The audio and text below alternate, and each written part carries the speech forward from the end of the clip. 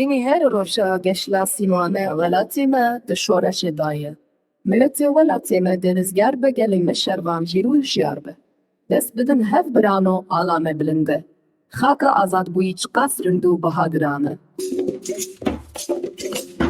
Ev dinya dê warê me balayê îro tê koşîn li hember dijmin çare. Serî hîvin xortin û dijmin êrîş dikeline. Êşa milletê me ji kovanên gelek salan e. Êdî bes e êşa dilê warê me bi xwîna bildilan û gulistan rengîn bûye. Serî hildin heval no mersalên me bûneyek.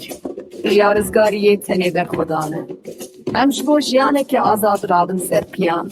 Çiyayên bilind û deştên fireh şahîdên me ne. Ji bo paşeroja zarokên me ev şerê me ye.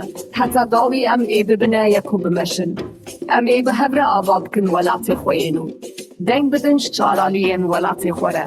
Dev bi hev re bilind bikin dengê azadiyê.